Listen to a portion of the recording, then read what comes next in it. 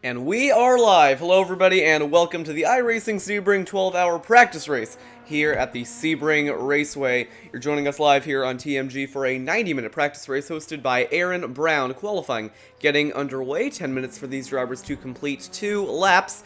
3 classes on display for tonight, or for this morning actually, if you are in the United States. I guess morning, afternoon. Depends on your time zone, but we got 3 classes on display for you all tonight. The fastest, of course, that LMP2 class you see on your screen right now. Second fastest gonna be, or sorry, third fastest gonna be that GT3 class that you also see on your screen right now. And then lastly, we have the GTE class, which you also will see on your screen right now. So 3 classes, 90 minutes, about a 20-car field. Going to be a good opportunity for these drivers to get some practice in for the race in another week, and might put on a show for us here in the broadcast booth. Definitely looking forward to this race. Sebring, it's a very, very unique track, built on an airport. It's very bumpy, very characteristic, and a lot of deceptive corners. If we go on board with Ed Ray here, you'll kind of see what I'm talking about.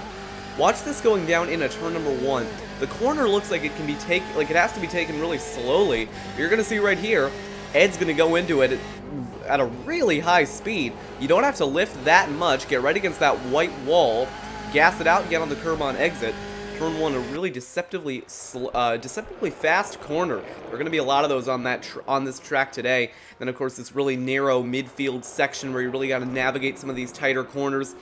There is one sweeper coming up right here, but it's going to be back into a heavy braking zone. I mean, basically, this whole track is a few runways connected by some tarmac strips. So, we're going to see a lot of bumps here tonight. I think we're going to see a lot of drivers struggling with the track, struggling to keep the car under them. I mean, you see right there a little bit of a lockup out of the 76 of Ray. I mean, really, I think half of this race is just going to be keeping it on the track. A big part of it is, of course, going to be not making any mistakes, keeping it on the racing surface, which can be tough to do at a track like this. It's very narrow, it's very bumpy, very difficult to navigate. We'll find an LMP2 just to show you some of the speed we can see on this racetrack. This is Michael Ricero in the 5 car. He's going to go wide. Probably going to see that happening quite a bit tonight. That turn, bit of a trouble spot for these drivers. Casey Drake, another one of the LMP2 guys, going over the grass a little bit. These LMP2s a little bit too wide for this racetrack, but they find a way to make it work. On board with Casey Drake. And there's just really, basically this whole track is a lot of high-speed sections connected by a lot of heavy braking zones. And in terms of the setup, you really got to try and find that balance between going fast in a straight line and being able to navigate these corners, because this track is a very much a mixed bag between those two. We'll go ahead and pull up your qualifying results at the moment. I can go ahead and find them.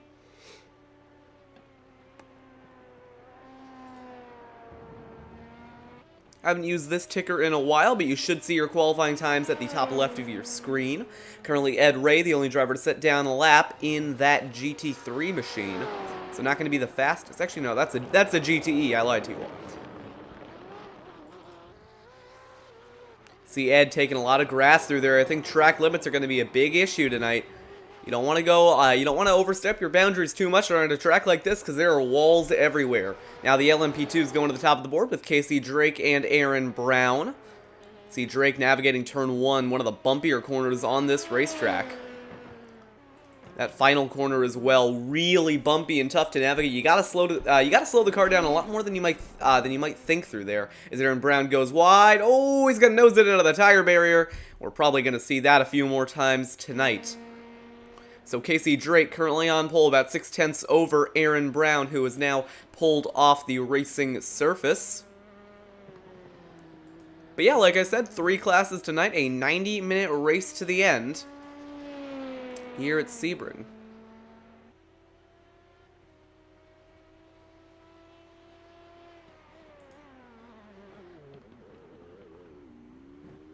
Casey Drake locking it up, going off track, pulling off. Off of his qualifying run, but he is still currently on pole. Eric Heater now to 3rd. Another part in finding the balance with that setup is ride height. You can't have the car go too high off the ground because, you know, you're going to run into an issue there as you go over all those bumps, especially that final corner on the racetrack. We'll go on board with Eric Heater. Should see some of the bumps here heading into some of the faster corners on this track. Heading into the final runway section. Take a look at this. You really just gotta hold it flat, send it to the left. Heater gonna get a little bit loose over the grass, and he's gonna spin it out. Have to back it back around, back over the curbing. A nice 180 for Eric Heater. Top of the board still, Casey Drake, but now Jeff Holbein going in a second. 0.3 off your pole sitter. Nice lap for Jeff. Still not enough to knock off Casey Drake. Top 4 currently LMP2s. 5th through 8th now GTEs. 9th through 13th now GT3.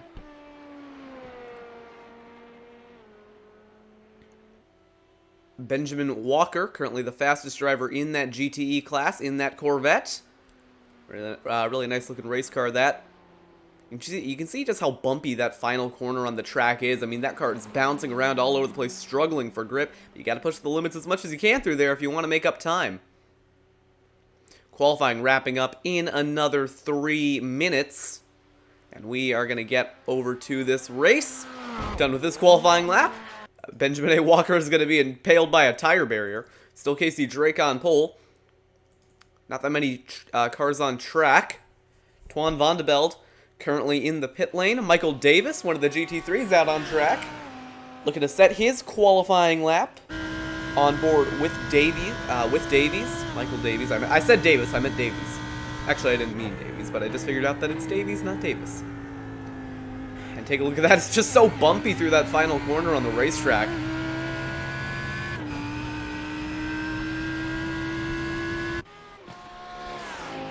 Down the front straightaway, headed towards turn number 1. Davies gonna have 2 minutes to set his lap. He actually already did set his lap. Currently up to 8th, beating one of the GTEs. So a good showing by Davies, gonna put him up in P8, looking to win that GT3 class. Heater in the pit lane. Nobody out on track except for here comes Louis Stockfluth. I'm working on that pronunciation. Probably not going to have enough time to actually complete a lap. Thomas Lee might be on his lap right now. Hard on the brakes, headed towards that first heavy braking zone on the racetrack. I really like this track, and I think we're going to see a lot of good racing here, whether that be through traffic management or whether that be through overtaking. The pit windows, as stated by race director Arron Brown, are about 35 minutes for LMP2 and about an hour for the GTs. So we're going to see probably a 2-stop race for those LMP2 cars. I have a feeling that that might open up the door if those LMP2s aren't fast enough for someone other than an LMP2 to take the overall win, although I kind of doubt it. 1 minute remaining in qualifying. We'll get into the race next. Thomas Lee heading over the left-hander down towards the final runway on the racetrack. Heavy braking and over to the right. Got to really try and keep your momentum up through here. Hard on the brakes for the final sharp corner on the racetrack. Just misses the apex just a little bit. Going out wide, a little bit over the grass. We'll go on board as he navigates this final corner, and you're going to see it's just so bumpy down there. Really hard to get the power down. 20 seconds remaining in qualifying, so Lee is going to be able to finish his lap. Starting nice and wide. You want to cut back on exit. A couple of different lines to be taken through there. Oh, and he's going to go wide at the last second. Spins it off the final corner into the inside wall. Thomas Lee not going to set a lap down, although he was looking pretty fast. Qualifying now wrapping up. Thomas Lee not going to make a lap. Casey Drake on pole for Sebring. And now we get into the race. The field gridding up behind the iRacing Porsche pace car. We'll go and get rid of that track map. We probably aren't going to need it for quite a bit. But everybody ready to go here in Sebring. 90 minutes ahead of these drivers. We'll be covering it all here on TMG.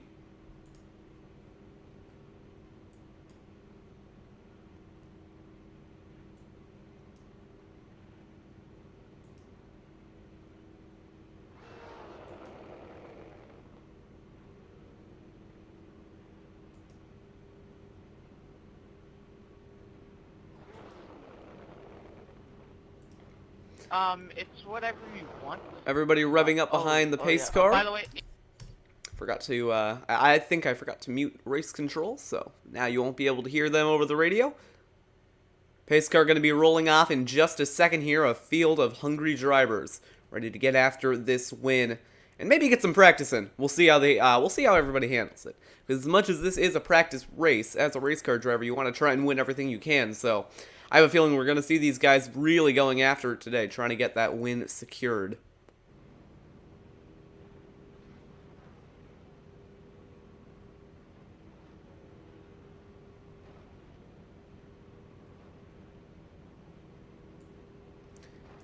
So everybody just ready to get going here. Pace car going to roll off in just a minute. Hope you all at home are just as excited for this race as I am. Here we go.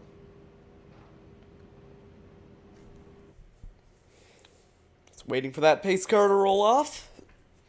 I don't know if we're going to see any full course cautions tonight, although I have a feeling that if there is a track blocker, we might need to put it out.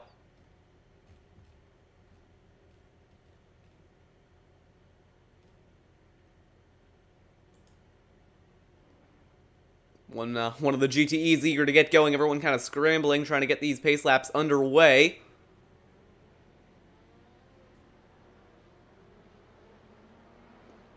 But now the pace car is off. One lap of pacing here at Sebring.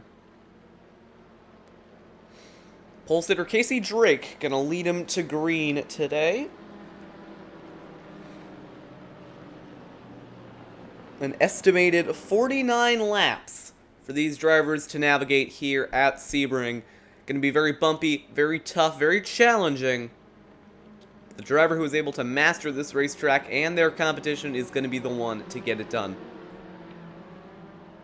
We'll try and keep you updated all at home on the different classes throughout the day. And Drake warming up his tires.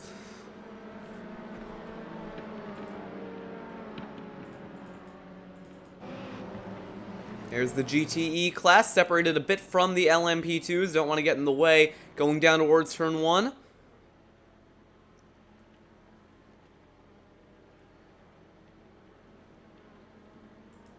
So the good news is that everyone in that LMP2 class is guaranteed a top 5.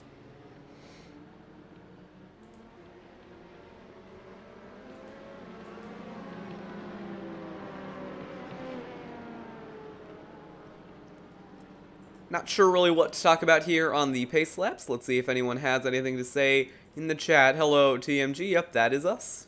Welcome to the broadcast. We hope you all at home are ready to enjoy some racing at Sebring, one of the best racetracks in America. Not the best. That one still goes to Road Atlanta. And you cannot change my mind on that. Although I'd say that this track is a pretty close second.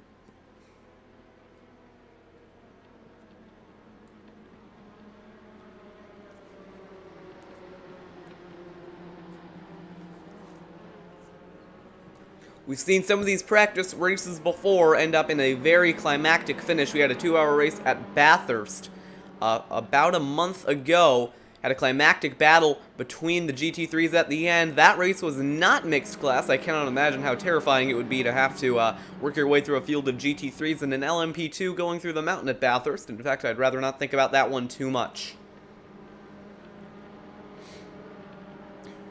So, first corner, first lap. Guessing a lot of these drivers are going to take it easy, just try and settle into a run, get to that first pit stop cycle, and eventually to the end of this race. A lot of nice liveries throughout the field. That second place car, Holbein, really nice. I don't really know what it's based off of, but I know that it's a very good paint scheme. So about 19 cars taking the grid here at Sebring. Pace car going to roll off in just a moment. You see the GTE field rolling through that corner onto the runway. Pole sitter Casey Drake flashing his lights, signifying he is ready to go.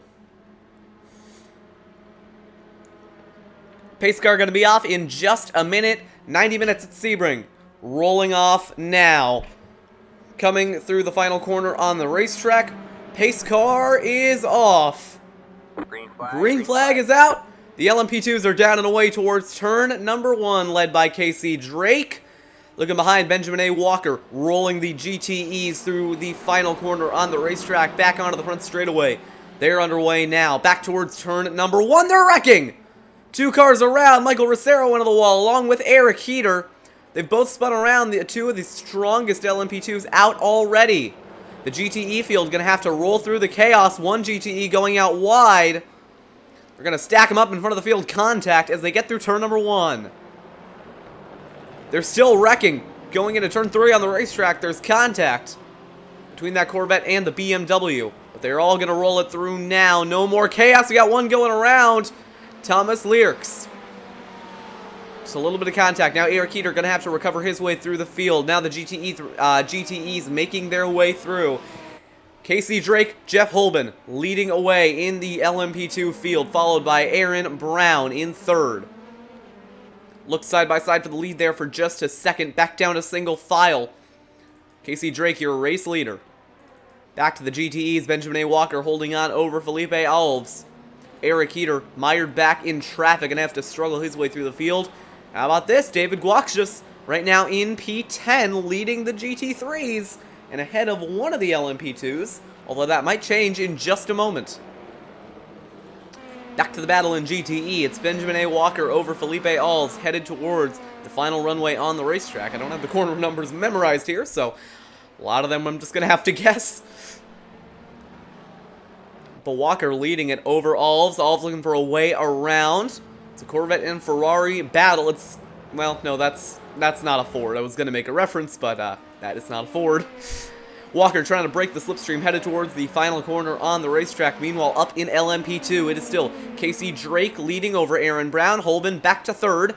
Brown looking at a dive. Not going to make the move work. Here comes Holben from the high side, trying to swing the momentum.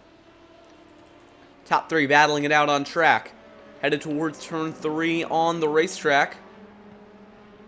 Brown still in pursuit of Casey Drake, back in GTE. It's still Alves on Walker. Contact! Ribeiro gets into Stockflith. Stockflith has to go out wide. Haynes looking to take advantage in that 65 Ferrari, but a little bit of contact. Gonna send the 25 out wide. Hopping it over the curbs. We're gonna see that quite a bit tonight. On board with Lewis Stockflith. Heading down towards the first major braking zone on the racetrack. Ribeiro going defensive. Stockflith gonna commit to the inside. This is gonna be risky. They touch on the way through. Ribeiro out wide. Stockflith barges his way through up into P3 in class. Maybe a little bit of revenge from that touchdown in turn number 1. But a very aggressive move by Stockflith gets him up into P3. Why don't we take a look at a replay of that? I mean, he was just committed to that inside line. Ribeiro thought about defending. Stockflith just fakes him to the inside. A beautiful move. Little bit of contact on the way through, but nothing we're not used to seeing in these races. Back live, Casey Drake still leading over Arron Brown. These two looking pretty matched on pace. Drake out wide, Arron Brown down the inside looking for the race lead. Side by side headed towards turns 1 and 2. Brown on the outside, Drake back up to cover the spot down towards turn number 1. Drake sends it in, Brown a little lower, getting really close to that inside wall. One of the more deceptive corners on the racetrack as they head down towards turn number 3. Alves on Walker going to take the lead in GTE.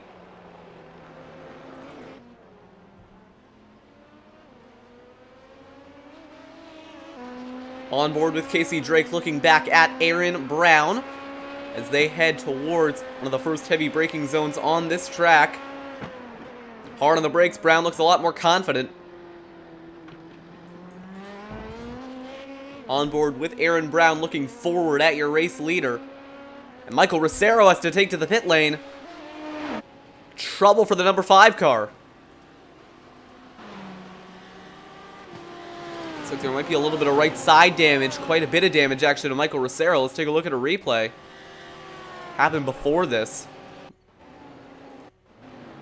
Looks like he had been carrying that damage for a while. Not sure where it came from.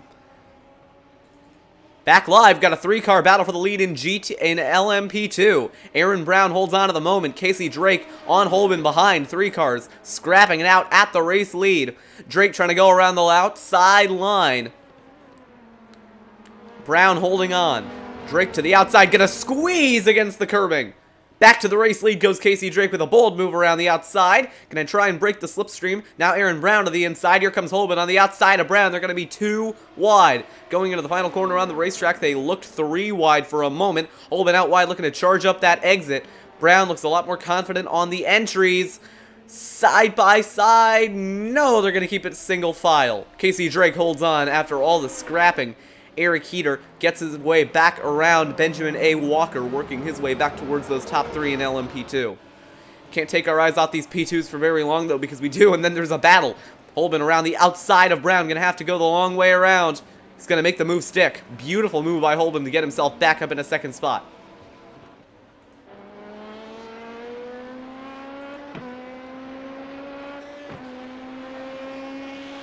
Working lap 4 of an estimated 49 here at Sebring. We've seen some great racing so far. Looking throughout the field for other potential battles in GT3, we've got one heating up for the race for second in GT3. That's between Davies and Kooks. Sorry, between Davies and Wallace. Davies looking down the inside, Wallace going high. Down the inside, Michael Davies going to take away second in class. Back up to your race lead.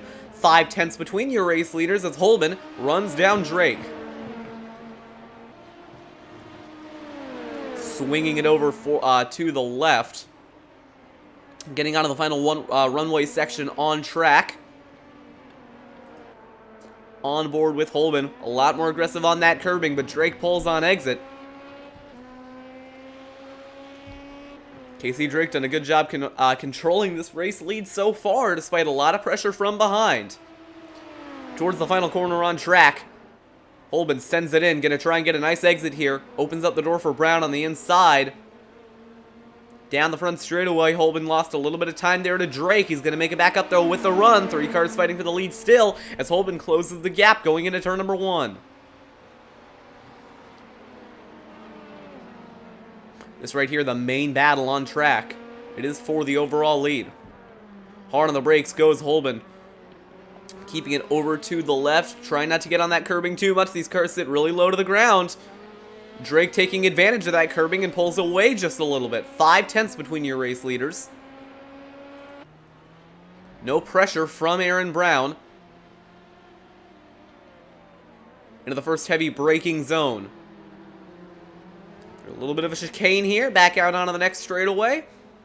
Holben closes the gap quite a bit, down to about 3 tenths of a second. Drake looking a little bit defensive through there, trying to keep the inside. Hard on the brakes once again. A little bit of a slip and slide on exit. That corner can get pretty tricky on the traction. Here comes Holben. And Arron Brown has gone off the track. Almost into the tire barriers. Speaking of going off track, Casey Drake sends it wide through the dirt. Didn't lose him too much time, though. Holben looking to the inside. Is he going to dive it under braking? Side by side, there he goes. Jeff Holben to the race lead. Now we'll see if Drake can run him back down. A little bit out wide, a little bit slidey on exit. Arron Brown, no damage to that 11 machine. He will keep going. Battle for the lead, going to heat up in just a moment here. Towards the final corner on track. A little bit of smoke through the final corner. Wonder if someone's gone off or locked up. We got our first lap car in the distance. I believe that's Travis Haynes just ahead of the LMP2s. Looking back at some of the classes throughout the field, Stockflips is taking the lead in GTE with Alves all over his back bumper.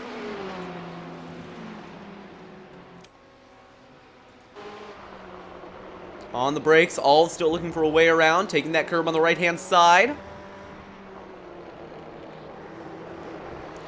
Great move by Alves there to get right to the bumper of Stockflips. Back up to your race leaders, about 8 tenths between them. Drake's starting to fall off the bumper, so we'll keep our eyes on GTE for the moment. as they almost make contact. A little bit of damage to Alves. Can't take your eye off anybody in this field. We'll take a look at what happened.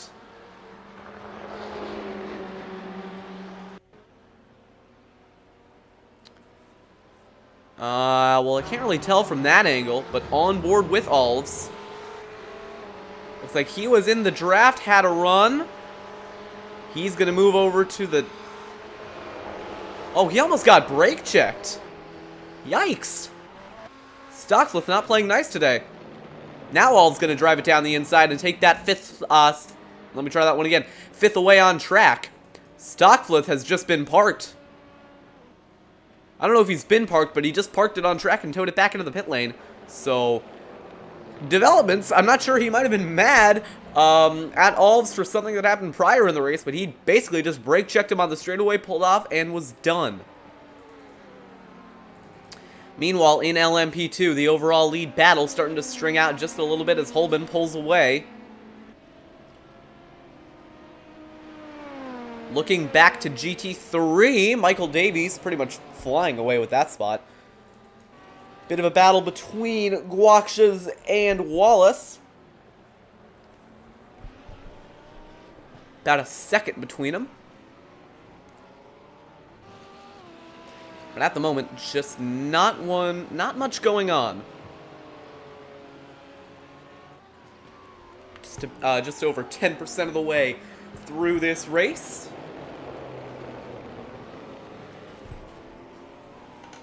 Do have one battle on track. Never mind, he is in the pit lane. So we'll return our attention to your race leaders, although we might have a battle in GT3. Sorry, GTE. Right now, Alves riding behind Walker going into the final corner on the racetrack. I think Walker just took that spot away. Walker been very strong. Here goes Alves looking down the inside. Yikes, that got close. On board with Felipe Alves in the 011 Ferrari. Trying to run down class leader Benjamin Walker. Walker a lot deeper on entry. Alves a lot stronger through the center. Slow car going to be in the way up in front. Hard on the brakes. Almost a little bit of contact there. It's getting very close between these two. Hopping it over the curbing. Alves still looking on the bumper. One of the GT3s going out wide. I believe that might be, yeah, it's Van de Velde. Van de Velde pulling off. Alves still glued to the bumper of Walker. Yikes, that's really close. I think Alves got to move out of, Alves has to move out of line and try and make a run here because he is getting increasingly upset with that 16 of Walker. Not really sure why, though. Walker's just running his line and being defensive. We got an LMP2 getting in the mix here. That 5 car of Michael Ricero just splits the GTE. He's going to break up that battle for just a moment. Ricero finds his way through no problem. And another lockup out of Alves. He's getting very aggressive behind the bumper of that Chevrolet. But he's got to make a move quickly. He can't just ride behind forever.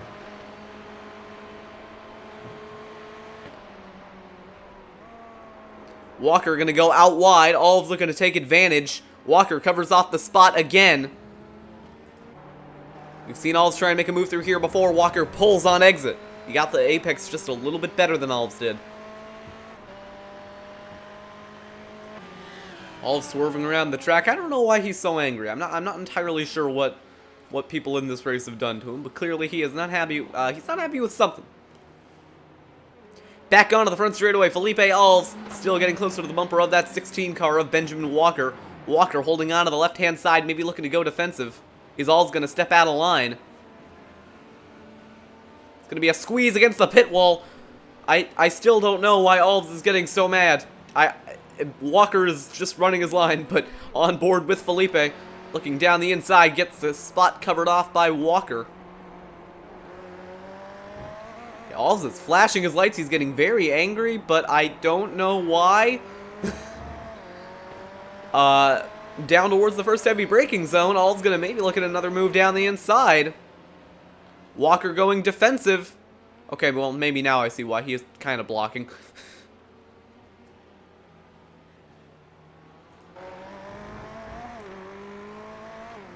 Gap at the front, still about 4 seconds. Holbein running away with the overall race lead, so the main battle on track is in GT3. Or GTE, rather.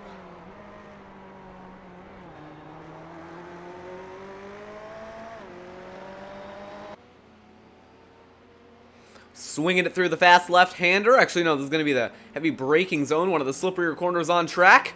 All's on the bumper, looking out to the inside. Okay, he did. Yeah, I don't know. Okay, no, I see why he's mad now. Walker is definitely blocking.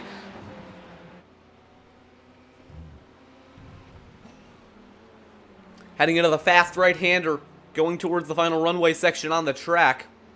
It all sets up for that final corner, one of the most identifying parts of this racetrack. But Walker definitely weaving around the track, trying to hold on to that spot. I know he's from the oval side of things, so might be a little bit more used to that style of racing. 15 minutes in. All's really deep under braking. Gonna try the outside line. Might have just gone out too wide. Walker swerving, trying to break the draft.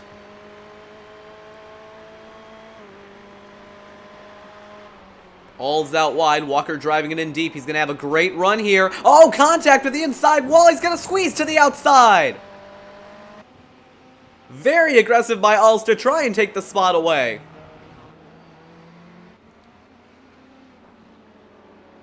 Might have a little bit of damage, though. You heard that hit against the wall. Nearly went into the grass.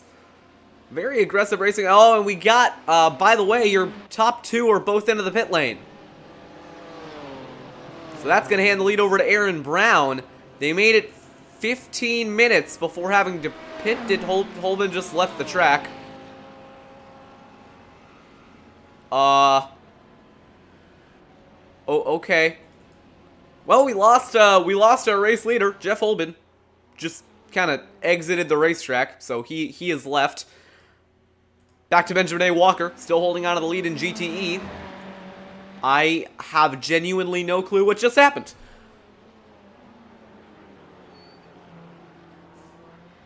Meanwhile, Walker getting a lot more pressure from Alves than he was previously. Alves on the bumper, looking to make a move.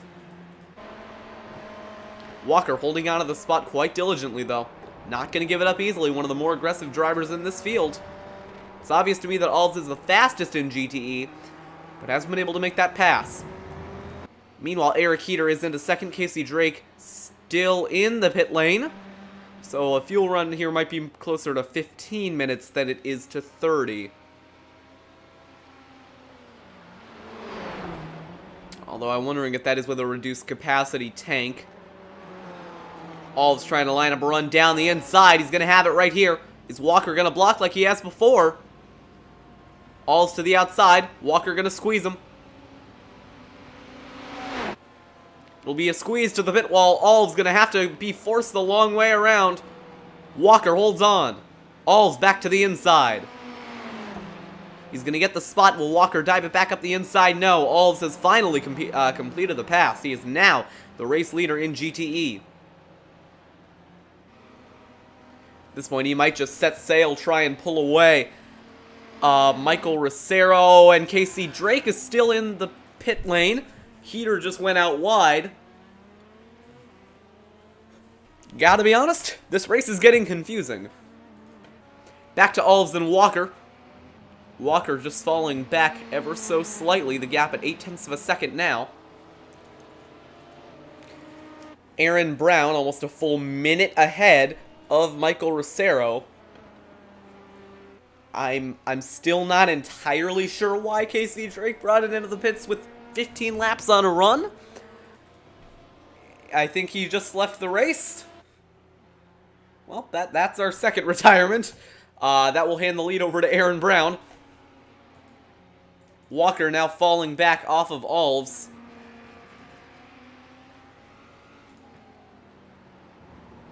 My day has been pretty good. I woke up a little bit ago. This race is at 9 a.m. for me, so I woke up at 8:30. It's been a pretty good day. 1.1 seconds between your top two in GTE, 5 seconds between third and second overall. Casey Drake and Jeff Holman have both just kind of left. And, well, that's about all I got. Here's a battle for 8th, but not really. Well, it is a battle for 8th on track, but it's not going to make a difference in class. Because that 9 car of Thomas Learks is in a GTE, David Guaksha's in a GT3. So Learks obviously going to have the car advantage. Guaksha's going to have, I guess, the pace advantage, given the fact that he is currently holding that spot. Well, let's see what we got on track. Oh. Olive's just left as well. Okay. I'm going to try and figure out what's going on here. Please stand by. We'll be right back.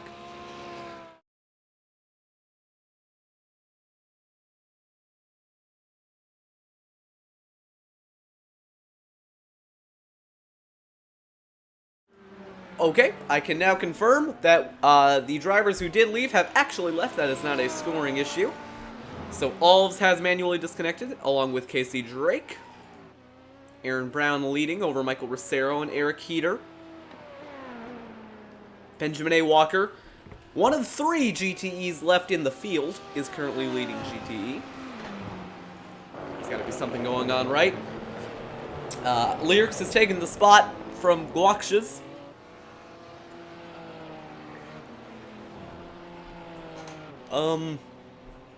Yeah. It is a little difficult to commentate this race solo. There is not much happening on track. Are there any developments in the Discord server? I'm hoping there are.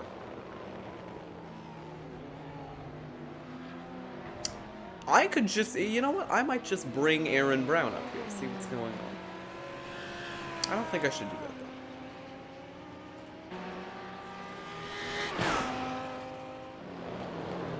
Right now, taking a look at Sean Foltz, number 59 Lamborghini. You know what? Let's have some fun. There are about 3 people watching. Go ahead and let me know what your favorite road course is. It can be any country, whatever you interpret road course to be. Let me know what your favorite road course is. Mine is Road Atlanta. It's not only my favorite road course, but the best road course in the entire country. Here's a battle on track. But not really, because Travis Haynes in that Ferrari is a class ahead of Ethan Tavitas. So I don't think that's going to develop into much. Here's Michael Rosero, lapping a Lamborghini. And there's Arron Brown, leading the race.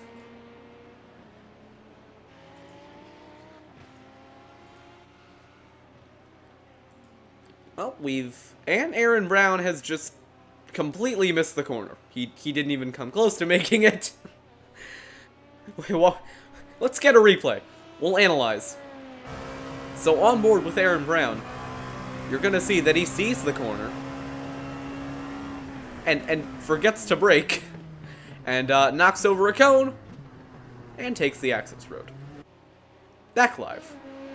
Lost him about 9 seconds, but it's a 50-second lead. It won't mean much.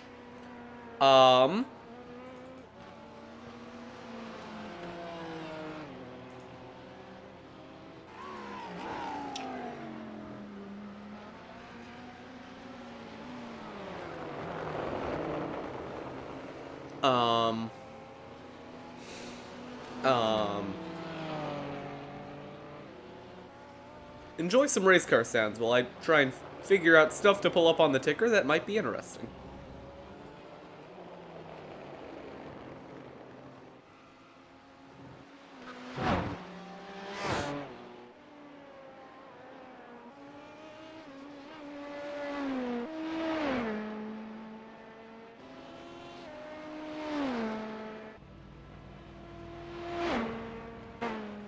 Here's everyone's last lap times, which means that statistically, Michael Rosero was the fastest driver on track, but you do have to keep in mind that Arron Brown forgot to brake for a corner, so that might have contributed just slightly. Although Rosero is taking some time out of Brown's lead.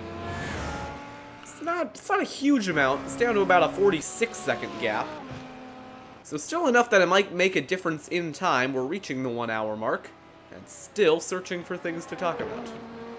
My favorite road course is Spa? Okay. Spa's a very good track. I very much like that one. Here, this time by Michael Rosero. Looks like he ran faster than Arron Brown by about 5 seconds, so. Give it time, that gap will come down in the lead. Not sure if it'll come down by enough.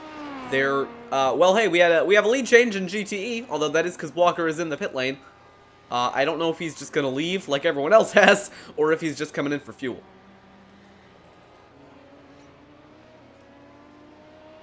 Why don't we talk about some of the fun stuff here at Sebring while we go to a blimp cam. Here's one of my favorite corners. It's a pretty heavy braking zone. You want to brake around that 4 cone mark in an LMP2. A little bit of a chicane on exit. Very much a fun corner to drive.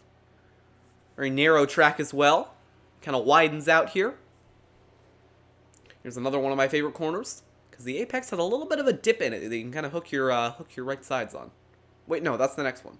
Sorry. I'm still not very much used to this track layout. Yeah, this corner right here, it has a little bit of a dip in the right side, this next heavy braking one, that you can kind of hook your tires in. It's pretty fun. Don't want to go out wide, though. Lots of grass, as you would expect at a racetrack. Here's a hard braking zone. This is a pretty fun section to drive through. Really, this whole track is a fun section to drive through. As you see Rosero getting guacious another lap down. Actually, that time Rosero ran slower. Well, we'll see. So Arron Brown runs a 1:48.7 last time by. Let's see what Rosero puts down as he goes into one of the most famous corners on this racetrack, which is this one. I don't know what its name is, but I'm sure it has one.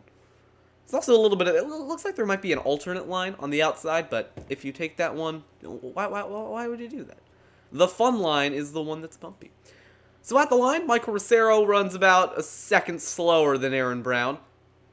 So that's probably going to kill our chances at a battle for the lead. Hey, we got a battle on track. Sean Foltz about 8/10 away from Ethan Tavitas. Now it's down to 6/10. It is in class. First one of these that we've seen in a while. Foltz in the Lamborghini, Tavitas in the BMW. Rocketing back onto the front straightaway, reaching that 30-minute mark. We are almost under an hour to go. We see an actual battle on track.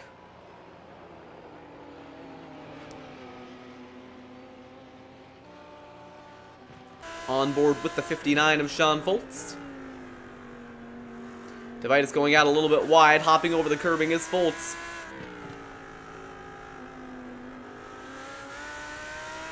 That gap staying steady at around 7/10 of a second. See that big Sebring sign in case you were confused as to where we are. We are indeed in Sebring. Thank you, Sebring sign.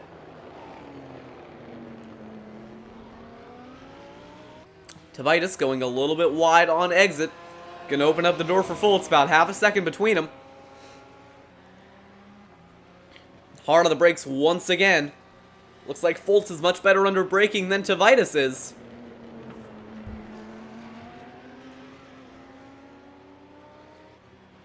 Approaching the 30-minute mark. We are about 1 minute away. Eric Heater has come into the pit lane. We'll see if he leaves. Although I believe that might just be the first pit stops for LMP2. Foltz falling back a little bit from Tavitas. Tavitas going out a little bit wide, though. That's going to open up the door for Foltz. Both getting on the apex nice and easy. Kind of want to slam that curve, so easy is quite relative. 6/10 of a second still between these two drivers. Tavitas going to go defensive. Gets back onto the racing line. Really deep into the corner for Foltz. Rolling it around that kind of middle line. You want to cut back on exit. They both go wide. Yikes, that got close to the grass. 5/10 between Foltz and Tavitas, and it looks like Foltz is a lot faster through this early part of the racetrack. We can now pretty much confirm that Michael Rosero and Arron Brown have stopped closing on each other. Arron Brown is once again pulling away. Obviously, this race is rigged. That was a joke. Benjamin A. Walker has left. Okay.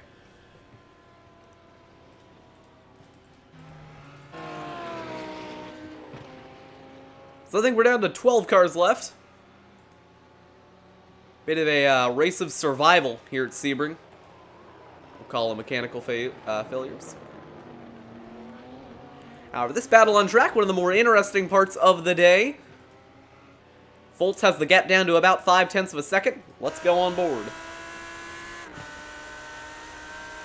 It's right here, one of my favorite camera shots. Gets you really low to the ground.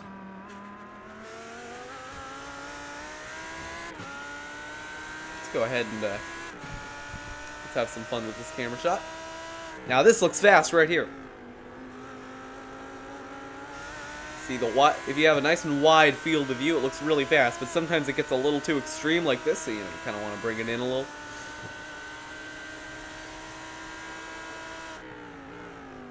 Foltz just still trying to close that gap. Still at about 0.5. You can hear how much he has to modulate the throttle just trying to get the car to turn properly.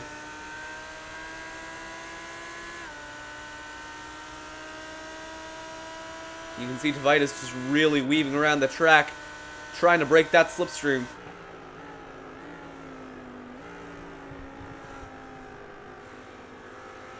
Here he goes down the inside. Foltz lining up a run. Onto the front straightaway, he's going to move to the high side by side as I go towards turn number 1. Foltz going to swing it high. Tavitas holds on.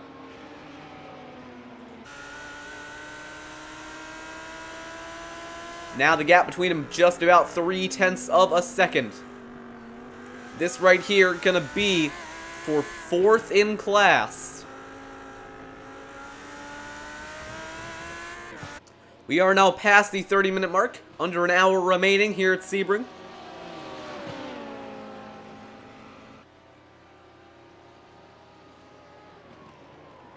Now we got the race leader, Arron Brown, coming around to lap Tavitas. That's going to stack him up in front of Foltz.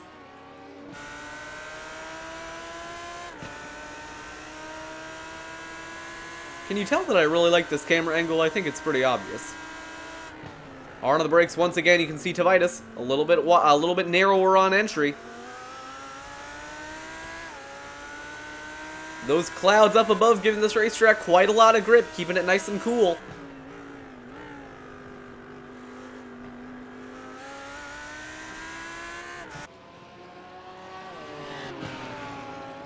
So there's a lot of grip at play, but the racetrack itself is quite slippery. Foltz still trying to gain.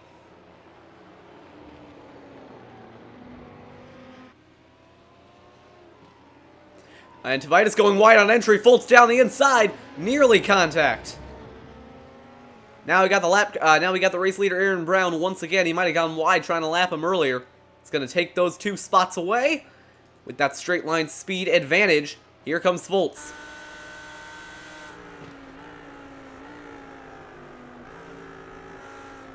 .3 of a second between these 2 drivers.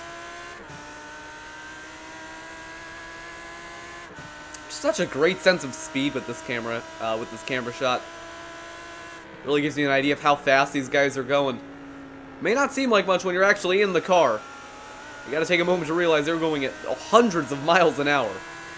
So probably just over 1. Okay, nearly a little bit of contact. They got very close together indeed. Going into the first heavy braking zone on the racetrack. It can be tricky when you're braking at different points. Some people just later on the brakes, some people are a little bit earlier, and they can come together quite badly. So still 3.5 for this battle. Rosero has the lead down to about 36 seconds.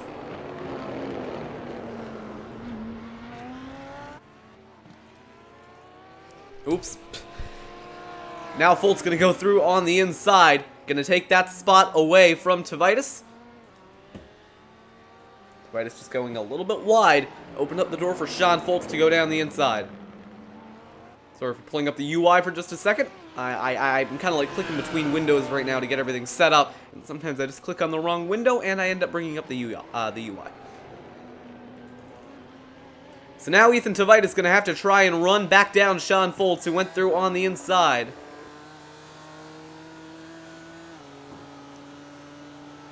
"55 minutes remaining here at Sebring. Tveit is just going a little bit wide. That Lamborghini, I think, a little bit more nimble than the BMW. Missed the, yeah, he missed the apex quite a bit there. I think it's clear to me that Foltz is quite a bit faster than most of the drivers in this field. We have lost another one. Eric Keeter has retired. So now, there are 11 cars left in this race.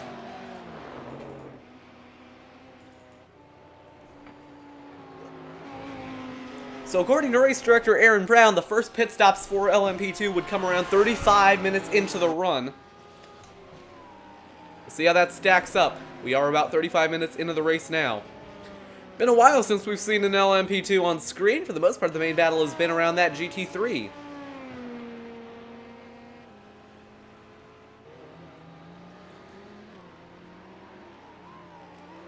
Big dive out of, oh my goodness. Arron Brown tried to put another car a lap down, ended up spinning it on entry, so that is going to be more time lost to Michael Rosero. Like I said, a lot of this is just about minimizing mistakes, although Rosero is blinking out quite a bit here. Doesn't even look like Brown lost too much time, he just kind of did a full 360. Let's take a look at a replay. I mean, you'll see it. He sees that lap car, he wants to get around him as fast as possible, so he does this. And to be honest, I'm not entirely sure what this is. I think he thought he might get down the inside, but he ended up just killing some cones. In the end, though, he didn't even lose any time. Or did he? I don't know. He lost about 4 seconds, okay. Sorry, my two timing softwares are kind of messing up with each other. So for a while, ATVO said it was 34 seconds, but SDK said it was 30 seconds. As it turns out, SDK was right, but it probably doesn't help that Rosero was blinking in and out here. But still, Arron Brown keeps the lead. Battle, that's not really a battle on track because Travis Haynes is a class ahead. Foltz has fallen off of Tveit. I think he might have made a mistake. Although we missed it by Arron Brown doing that. Let's take a look at what happened to Sean Foltz, who is now back behind Tveit. I'm thinking it might have been netcode with how much Rosero was blinking. Might have been even before this? Huh. So I'm not too sure what happened to Sean Foltz, but somehow he lost 11 seconds to Ethan Tveit. So something happened at some point which made him lose all that time. Let's investigate. There it is. Foltz just gets a little bit loose under braking, gets it into the tire barrier. Luckily didn't get glitched into the tire barrier, and we have lost another one. Thomas Lierks is out of the race. There are 10 cars left. Michael Rosero falling another 2 seconds off of Brown. He is now in the pit lane. So Arron Brown gonna keep the lead at the moment. Might be a little bit of an undercut though, just helping him to cut into that lead a little bit more than he already was.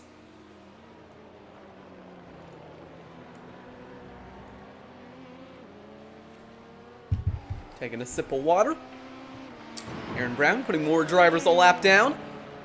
Getting closer to that halfway mark at 45 minutes. It's been Arron Brown all day long. Brown now stuck behind the Ferrari. Had to go out really wide there. I have a feeling he is not too happy with that. I think it's Travis Haynes, the only GTE left on track. So congratulations, Travis Haynes. You have won GTE. You can pull off the track now if you don't care about racing the rest of this race. Although I do think we might end up seeing a battle for the win here, because Arron Brown appears to be a little bit faster than Rosero, but is making a few more mistakes. Into the pit lane goes Brown. Gonna probably be a two-stop. We'll see if Michael Rosero can cut into the lead.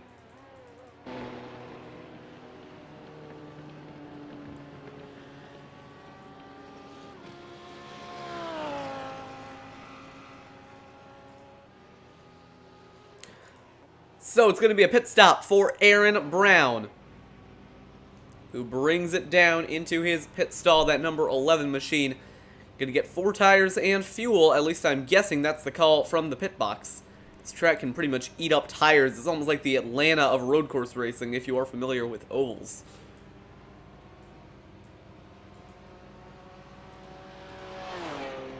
Very curious to see what these tires look like. Although that's not information that we are going to be able to get to see. Michael Rosero continuing to blink out, but he is on track. Currently headed towards the final corner. We'll see if Brown can get out before Rosero gets through. In fact, I don't think he will. Michael Rosero rounding the final corner. Arron Brown pulling out now, and wow, I don't know if Rosero didn't take tires. He is now going to be right on the bumper of Arron Brown when they come out of the pit lane. I do not know how that happened. Michael Rosero had a 36-second deficit to make up. It's down to 0.5 of a second. I have a feeling he did not take tires, because there is no way he made that up on pace. Now he's going to go through. Michael Rosero going to take the race lead here at Sebring, although I'm guessing that has to be on old tires. Because it is probably impossible to make up 36 seconds on a pit stop unless you do something different. Now the question is, can he hang on? With 22 lap older tires.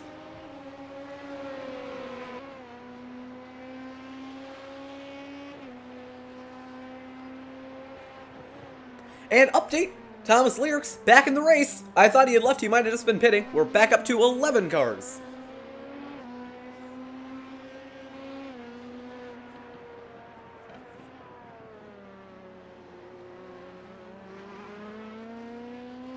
Now Michael Rosero starting to pull away from Arron Brown. So there's a chance that these tires aren't being eaten up as much as I thought they were. Because if Rosero can pull away on like 22 lap older tires, at least I'm guessing that's what the call was, then that might set the precedent for future drivers to do the same. So Arron Brown might have just lost this race by taking tires, and that is not something I expected for Sebring.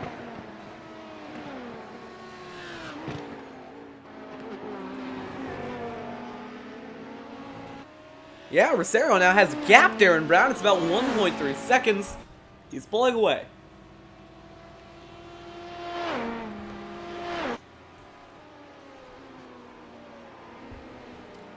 So we'll see how that gap goes for the rest of this race. I have a feeling it might come down. I don't know. I don't know how viable of a strategy getting those older tires is going to be. Especially when you're... Oh, and Arron Brown just went out wide. Had to take to the dirt on exit. It's going to lose him a little bit of time to Michael Rosero. A few tenths to be exact. Battle on track between Michael Davies and Sean Foltz. It's about 1.5 seconds between them. Those are the two closest drivers on track to each other.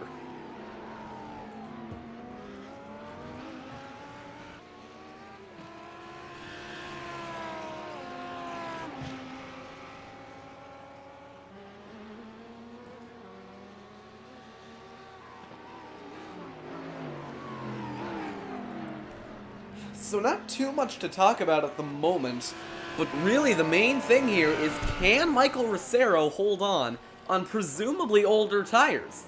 Because I don't see any other way that he made up all that time.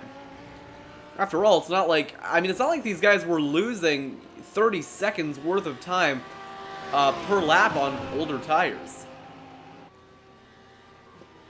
It makes me wonder if maybe Arron Brown made a mistake that we missed. I think he's made another mistake.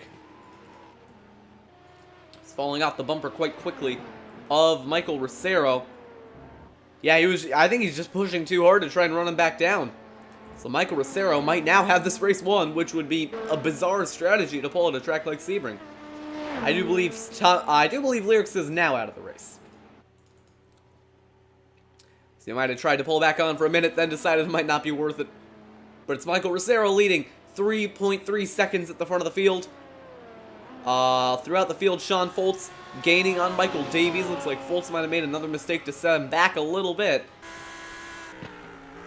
On board with the 59.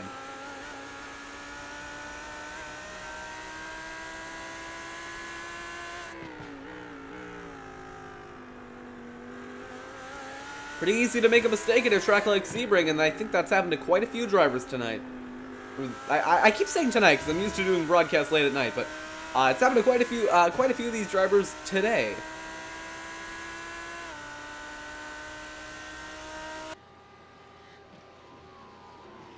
Hard on the brakes, headed towards the first heavy braking zone on track. Michael Davies holding onto that spot at the moment. Foltz is running him down ever so slightly. Might have fallen back just a little bit, though.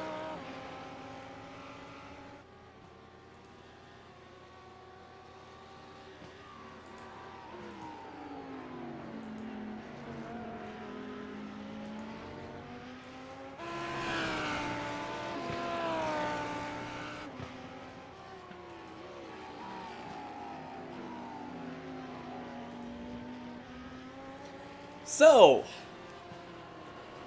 this is a race that is occurring. For the most part, everyone's pretty spread out.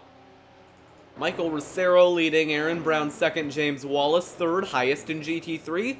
Somehow higher than the highest GTE, Travis Haynes, who basically just has to coast around for another hour or so and bring home a win, because he is the only GTE remaining on the racetrack.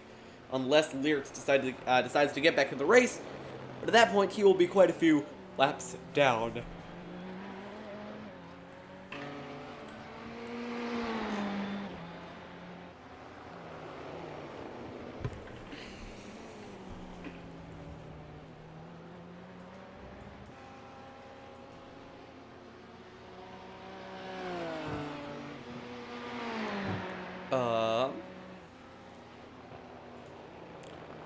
Here's race leader, Michael Rosero.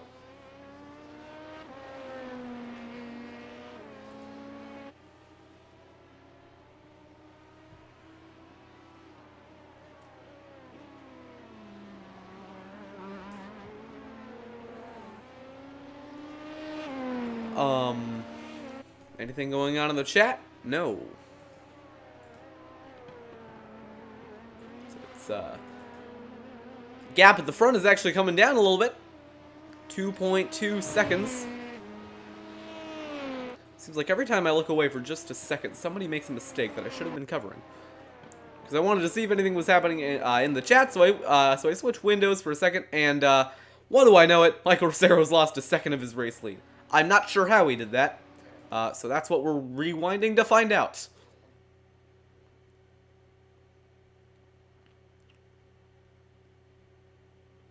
Looks like he might have just lost that time on pace. Maybe slipped out a little bit wide. No major mistakes, though. Travis Haynes is gaining on David Wallace. He's up into third. So no longer is the second fastest class GT3. It is back to being GTE like we all expected.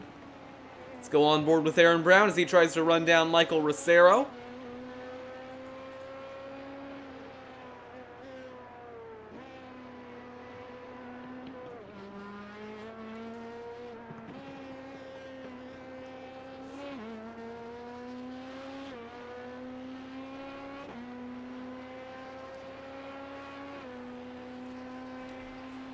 In terms of strategies, if Rosero didn't take tires last time, he might take him at the next stop, because I don't think these guys have enough to go to the end.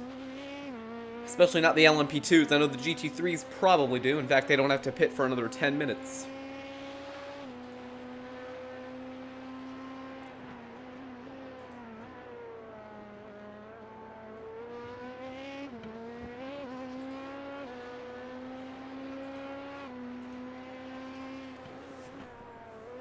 So, 2 seconds between your top two.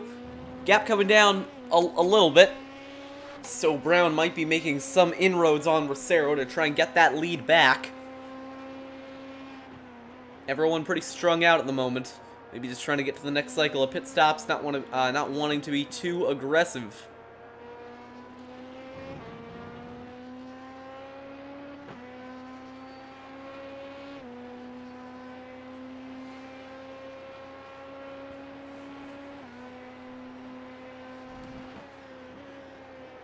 Down through the gears and on the final corner on track.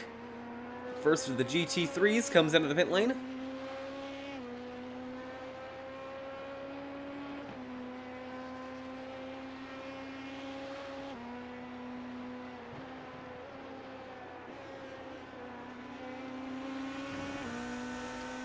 Brown putting another Lamborghini a lap, or actually he didn't put him a lap down. That would have been Michael Ricero who did it just a little bit ago, but Arron Brown following him through. Traffic management not too important here, because we don't have too many cars left out on track.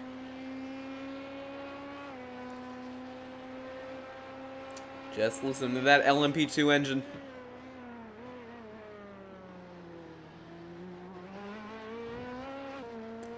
The gap at the front comes down another 0.5 of a second. Brown might have something for Ricero here. He's got into a little bit of a groove. He's taking some really nice lines.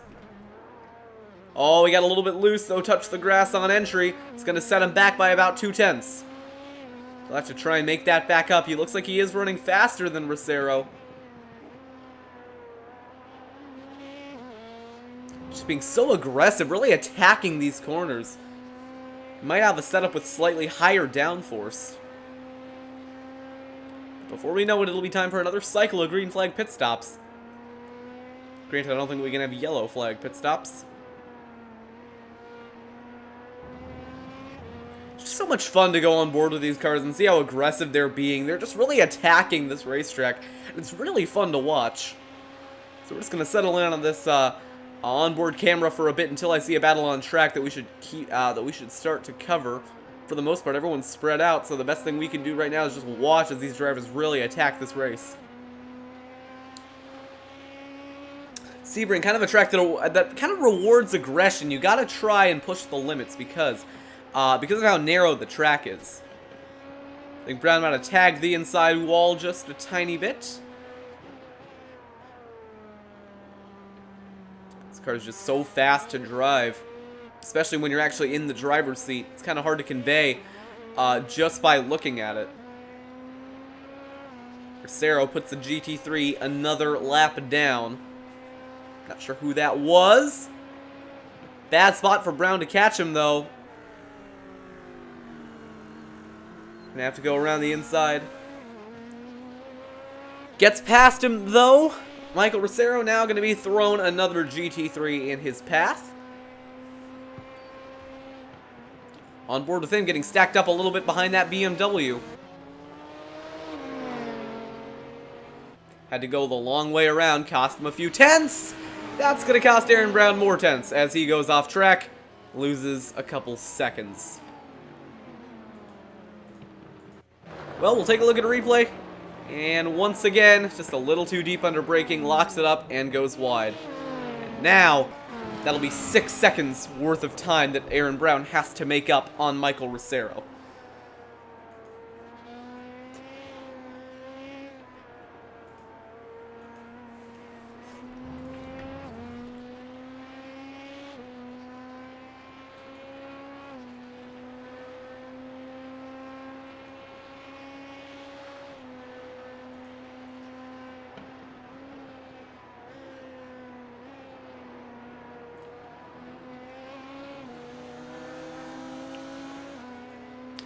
Couple of more GT3s in the way of your race leaders, although I have a feeling that was one that Arron Brown might have already gotten around. Why don't we go on board with race leader Michael Ricero, see how he's attacking this racetrack. Pretty much in the same way. We'll switch up the cameras a little bit. How don't we take a tour of the inside of an LMP2? Oh, he's blinking out. Okay. Well, if we look over, if you look to your right, you'll see this gold bar. I don't know what it does. It just kind of, I think it is a headrest. Yeah, that's a headrest. If you look down, you'll see some buttons. Got a button for speed. That one does more speed. Here's the steering wheel. It's got all the information you'd ever need on a steering wheel. Here's the front windshield. You got a windshield wiper there for when it rains, but there is no rain on iRacing, so we're not going to need that one today. You got a few different buttons to take a look at. We got a pit button for when you want to pit. We got a flash button to flash your lights. We got a kill button to... It's probably a kill switch. At least I hope that's what it is. We got another pit button. I don't really know what that one does. We have a drink button for when you need to drink water. We got a windshield wiper button. We got an FCY button. I don't know what that is. We have an ACK button. That's for when you are panicked and you need to scream. We have a start engine button. You better not hit that one. That'll probably stop the engine if it's already started. A map button for fuel mapping. A strat button for strategy, which isn't a thing on iRacing. A steer button. Don't know what that does. And a TPS button. I don't know what any of those things do. So a lot of those were just my best guess. Still on board with race leader Michael Rosero, who is holding on to this race lead over Arron Brown quite convincingly.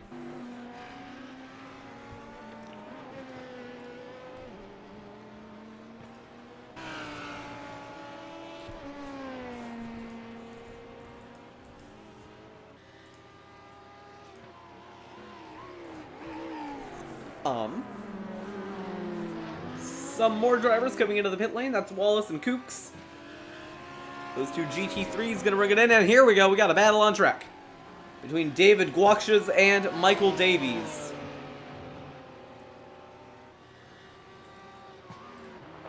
Guakshes in that bright red BMW, running down Davies right in front of him, approaching the 1 hour mark, coming up on 30 minutes to go. Looks like Guakshes might be falling back just a little bit on Davies. Although these are the only two cars on track that are within a second of each other, so I'd like to keep my eye out on them.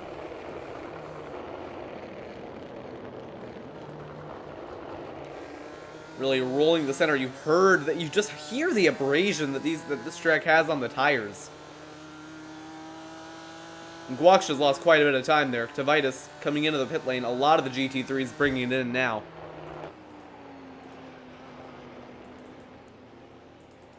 Wallace brings it in. Carl Kooks into the pit lane as well, along with Tavitis. Sean Foltz still out on track. And, oh dear, that is a tire barrier for Sean Foltz. Well, we'll take a look at what happened. Sean Foltz going into the final corner on track. Just lost it. Just went in too hot, completely lost the car, and nosed it into the tires.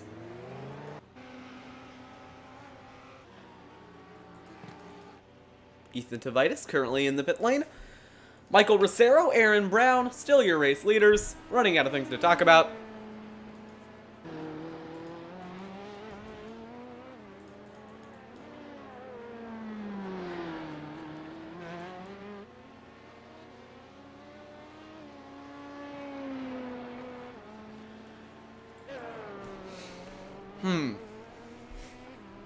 Pit strategy? I'm not really sure how effective an undercut is going to be here, considering...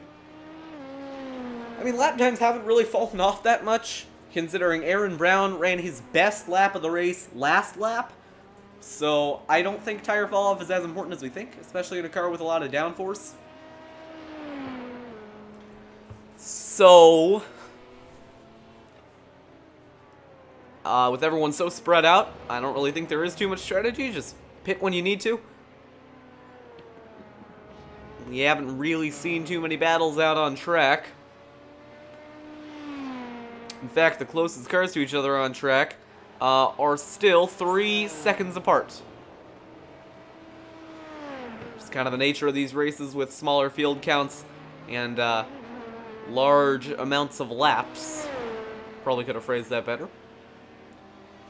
I will say, though, there might be a little bit of strategy between these top two. I mean, maybe if you pit a little bit earlier, you might be able to get kind of an undercut on the guy in front of you. I'm just thinking with Arron Brown or Rosero, but I'm not sure how effective it would be. Rosero going a little bit wide, had to get around the lap car, lost a tad bit of time.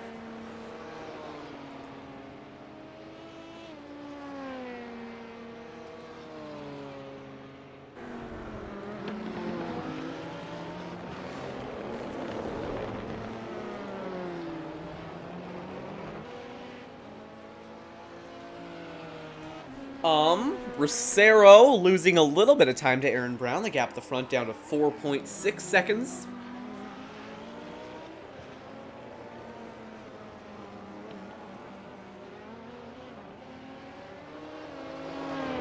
Brown working his way around the lap car of Guaxius. 4.9 seconds between your leaders. Brown's finally making some inroads.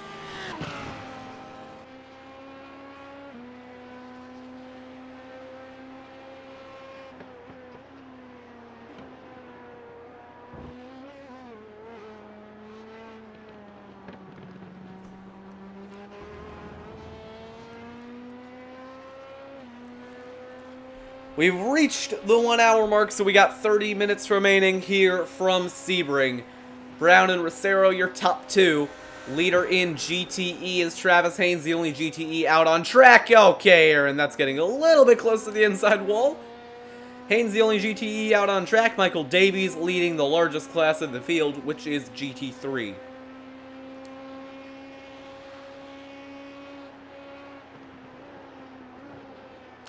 And Arron Brown going out wide into the dirt. Gonna lose a bit of time to Michael Rosero once again.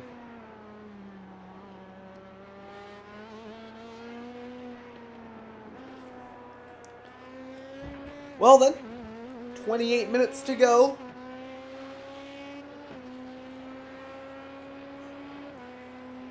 I have a feeling we'll see these LMP2s come down the pit lane for the second time, and Arron Brown has forgotten to brake again. He is going to go out wide, have to take the access road, and that is going to lose him several seconds worth of time. Like I said, I think these LMP2s going to come down the pit lane at about the 70-minute mark, so about 1 hour and 10 minutes in. Arron Brown has once again forgotten to brake. I'm sorry, I'm being mean. There is just quite... There's really not too much to talk about at the moment. There is that little ditch on the inside of that corner. You can kind of hook your right side tires on. It's pretty fun to go through. This track in general, very fun to race on.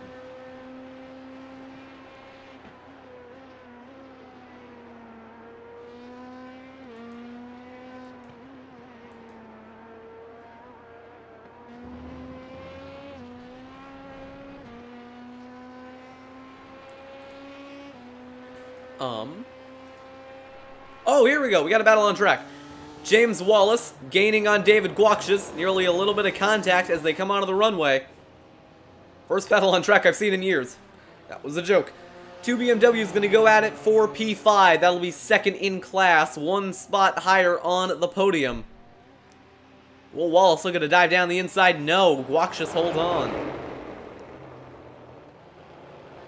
Wallace going out a little bit wide, and Arron Brown is into the pit lane. So we're going to get some fresh tires on that P2 machine. That'll probably force Rosero to react within the next few laps here. He might just try and stay out as long as possible, though he didn't have too much pressure coming from behind.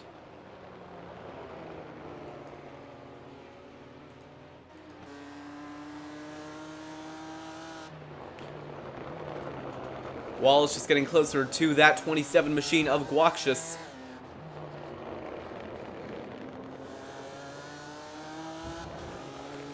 Taking the curbing on the right-hand side. This battle getting pretty close.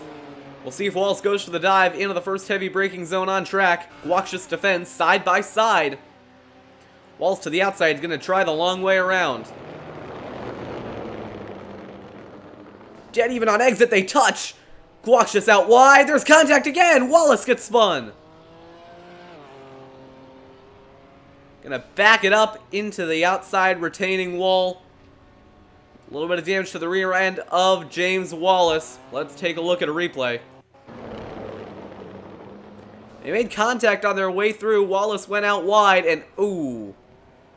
It's like he just didn't give him a lot of room on the inside. We'll go to a blimp cam. And at least from my perspective, Guaxius going to go defensive here. I just think that he was too narrow. I think that you can't be that low and still expect to make the corner. So Wallace goes to the outside. We'll slow it down a little bit more. Yeah, Guaxius just goes a little bit too narrow into the corner. He just slipped out wide and basically shoved Wallace off track. So I can't entirely blame Wallace. I mean, I really can't blame Wallace at all. He didn't have any room on exit, gets forced out wide. But then, this is where he probably could have done a little bit better to avoid it. Wallace basically turns across Guaxius' nose, and Guaxius didn't have anywhere to go there. And that's where that final contact was made. So back live, Arron Brown about a minute away from Michael Rosero. Rosero going to have to respond to an undercut soon. 10 cars left in this race, 25 minutes to go.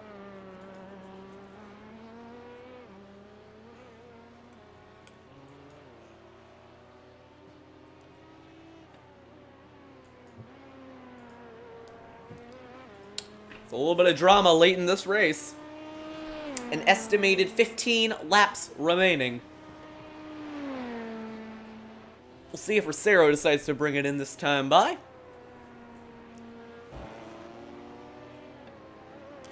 Wouldn't entirely surprise me. James Wallace into the pits.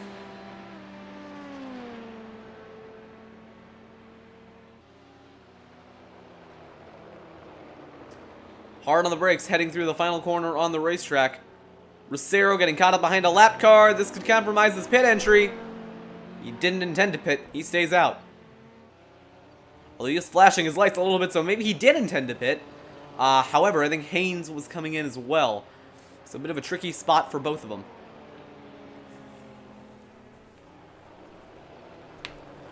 One car out wide behind. That's going to be, I think, Carl Kooks. No, that was Ethan Tavitis going out wide.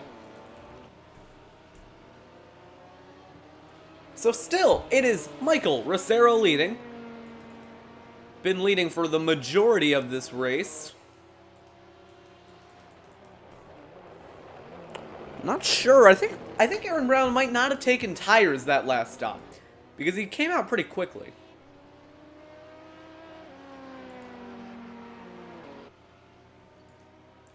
We'll see. We'll kind of get an idea of what their pit stops looks like when we see Rosero come in. We'll keep our eye on him. There is a chance, of course, that he tries to stretch it to the end of this race, although I don't entirely know if he can. He'd be cutting it close, at best. Especially when he doesn't really need to. He could just come in, get fuel, and pretty much coast to the victory, because he has not been facing much pressure from Arron Brown all race. A little bit wide there for Rosero, not going to make a big difference. Michael Davies has now fallen behind David Guaxius for the lead in GT3. See if Rosero comes in this time by from your race lead to try and respond to the undercut that Arron Brown laid out. Rosero stays out another lap. Meanwhile, Michael Davies and David Guaxius, currently a second between them. I think Davies has been the fastest GT3 all race, although we've seen Guaxius be a little bit difficult to pass here. On board with Davies.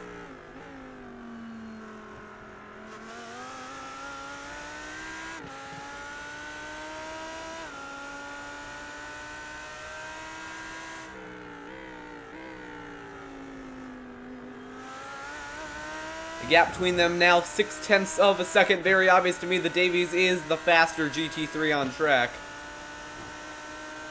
Guaxius already been involved in a little bit of controversy today. Might just try and lay low for the rest of the race. We'll see, though, if he gives up this position easily. He will. Guaxius goes out wide. Michael Davies back to the lead in GT3. See if Guaxius takes another run at it here, going down the back straightaway. Going to move over to the right-hand side. Davies not going to block. Towards the final corner on track. Will they come together? Guaxius backs out. Davies holds onto the spot. Guaxius back looking down the inside. Slips out again. I think Davies has the spot secured at this point. Arron Brown has come back into the pit lane. He already came in, but he's bringing it back down. That is surprising. Oh, he might have damage. I think Brown might have some damage. Oh, he does. He spun around. Let's take a look. Oh! Gets nailed by Travis Haynes and gets sent to the inside wall.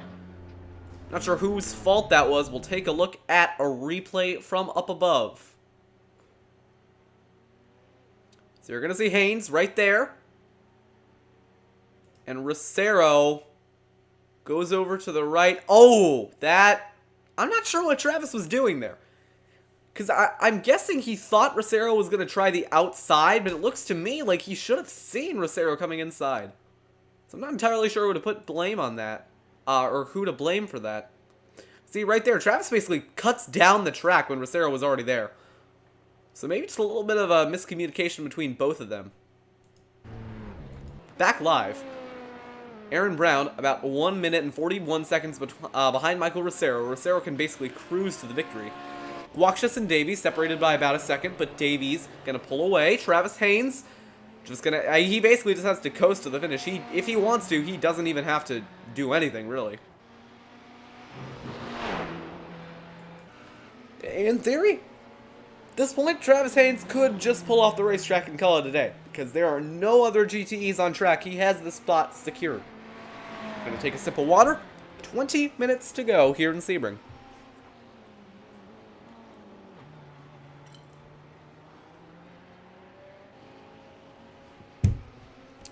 Some good water. TMG officially sponsored by mid-race drinks of water. So, we've seen a pretty dramatic race so far. Well, not really. It's been a pretty quiet race, but with a lot of drama sprinkled in. Seen a lot of drivers be at the center of it. Speaking of those drivers who have been at the center of some controversy, David Guaxius right now trying to reel back in Michael Davies for that third position.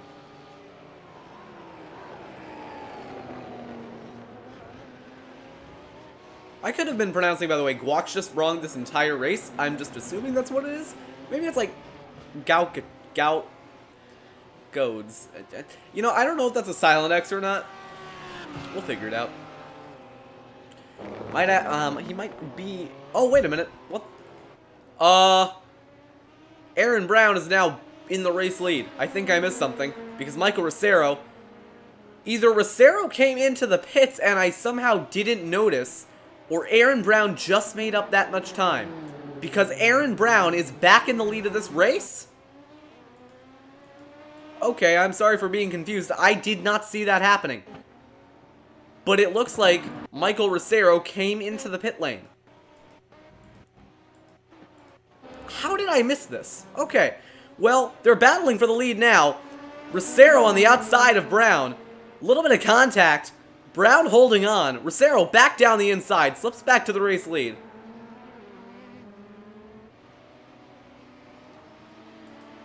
I'm sorry if that was a little sudden. I did not notice that Arron Brown was back up at the race lead. Rosero blinking out just a little bit. Now it's showing Brown as a lap down from Michael Rosero. So maybe... Now I'm just confused. Okay.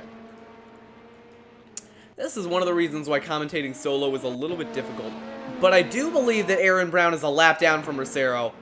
Because for a second, it showed them as having a 1/10 of a second between them. But I think that was a bit of a scoring issue. Arron Brown has fallen a lap down. So Michael Rosero is now on a lap of his own. I do apologize for the confusion. David Guaxius still trying to get that lead in GT3 back from Davies. Rosero out wide. Nearly loops it. That would be a very unfortunate way to lose this race. Almost took out Guaxius with him. The sun has come out here at Sebring. Arron Brown trying to unlap himself. Going to go wide. Almost takes out Rosero. But Arron Brown is now a lap down along with the rest of the field. Oh, yikes. Brown had to slip it down the inside there of Davies to get around the slow car. The sun poking out from behind the clouds. 15 minutes remaining. Looking back from the bumper of Michael Davies. 7/10 for the lead in GT3.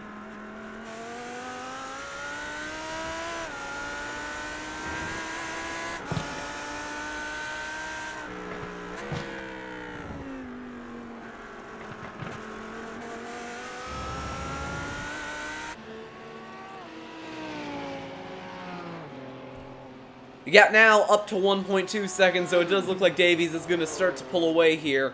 with about an estimated 10 laps to go. We made it 1 hour and 15 minutes into this race. Michael Rosero has absolutely dominated the latter half of this thing.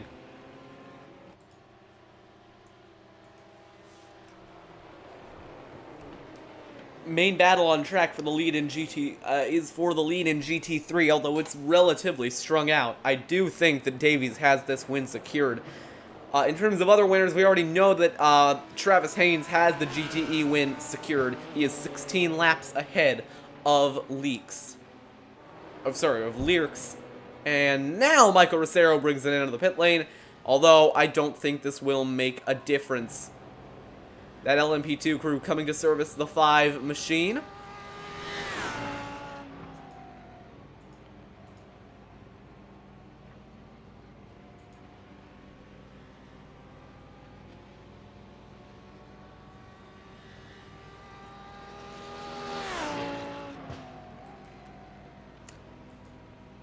Arron Brown now, maybe looking at a strategy undercut, trying to get that lead back from Rosero, but he's far enough back that I don't think it makes a difference.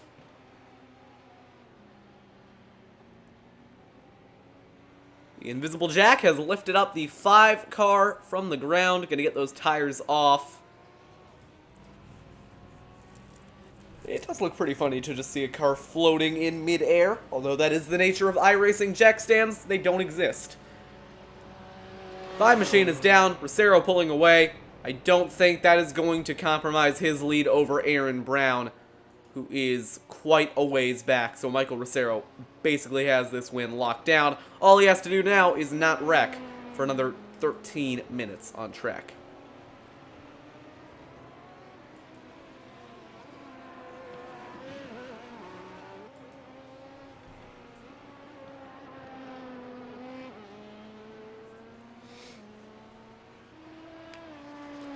So far in this race, we've seen a lot of battles, a lot of quiet drama, and a lot of exciting moments. But for the most part, Michael Rosero has been the one cruising at the front of the field. He's earned this win. Well, then again, it's not a guarantee that he's going to win, but he does have a 32-second lead.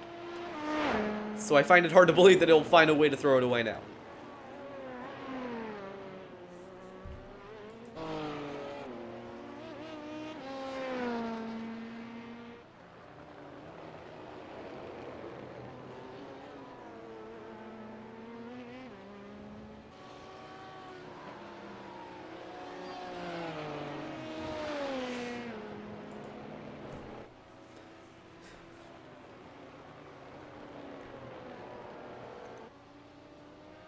Why don't we go ahead and go on board with Michael Rosero as he navigates this track and lap traffic. Just over 10 minutes remaining. Rosero can cruise to a victory.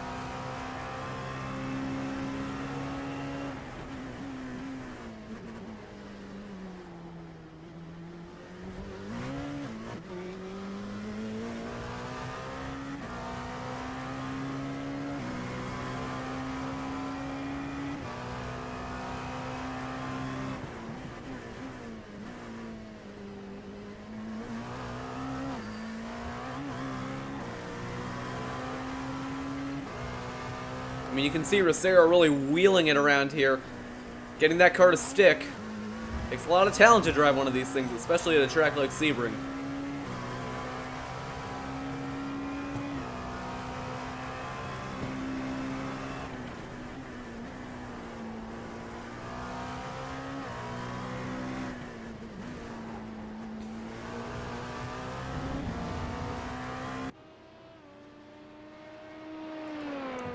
So, 10 minutes to go here at Sebring. At this point, I think a lot of these guys just want to make it to the end, don't want to make any more mistakes. It can be very easy to do that at a track like this, but you just got to keep your cool, you got to keep your head on. Rosero nearly going out wide there, and Michael Davies might have gone wide. He lost quite a few tenths to Guaxius. The battle for the win in GT3 might not be off entirely because I think Davies ran wide. Lost about a second.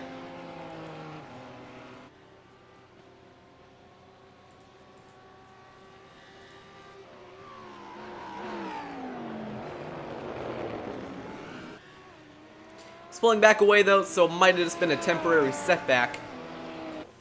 9 minutes to go here in Sebring. I do believe Rosero has this 1-1.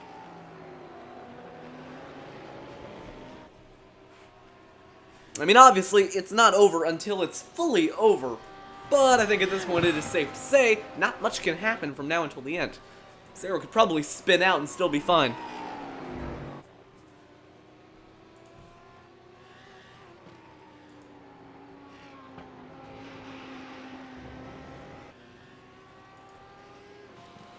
I also think that somehow Michael Rosero joined a voice chat on the race's Discord during the race, because I don't remember seeing him there earlier.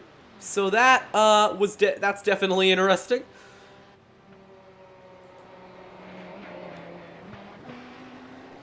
Also seems like it's a good day to be named Michael. Michael Rosero gonna win the overall race. Again, he hasn't won it yet, but he probably will. And Michael Davis gonna win GT3. Actually, it's a little bit less certain for Davis because his lead is only 4 seconds. So one slip-up could cost him quite a bit of time.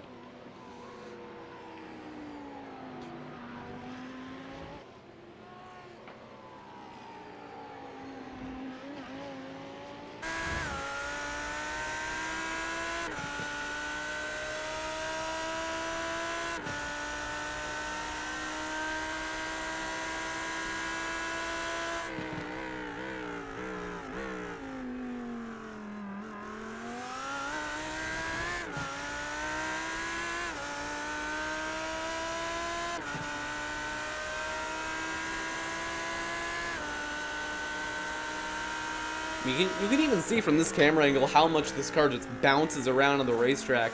The suspension just compressing up into the wheels.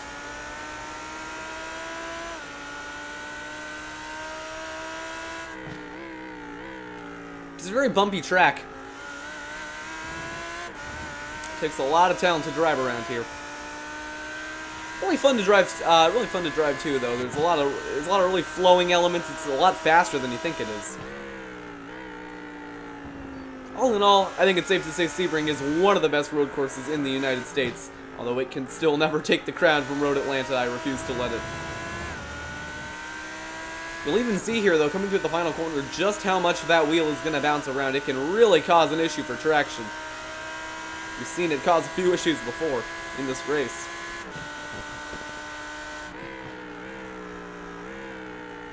It's just so bumpy. I mean, the entire car is bouncing around through here.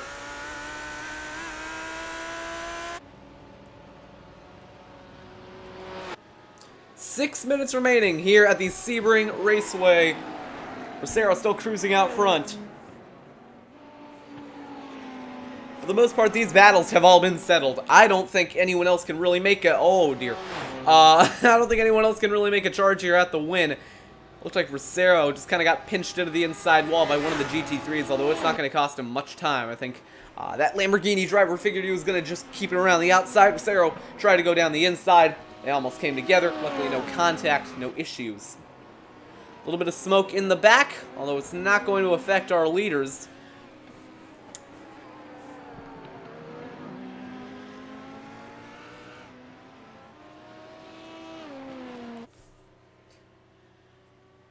Coming up on 5 minutes remaining. Let me try that one again. These last few laps just kind of falling away here in the closing stages of this race. A lot of good practice for these drivers, but also a lot of good experience in traffic, a lot of good experience in the race. Something that you wouldn't quite get by just running single car sessions over and over. So definitely a lot of valuable information here as we head into next weekend's Sebring 12 hour. 12 hours in a race car. Even if you're not driving that full 12 hours, that sounds awful. Which is why I don't do endurance races. Rosero putting Guaxius a lap down. That'll be second in GT3. He's ran a great race so far, Rosero. I mean, he has just been quiet, consistent at the front of the field. Hasn't made nearly as many mistakes as Brown has. And in the end, that's what's going to get him the win. Although he is blinking quite a bit. Better hope he doesn't blink across the line. That would be very unfortunate.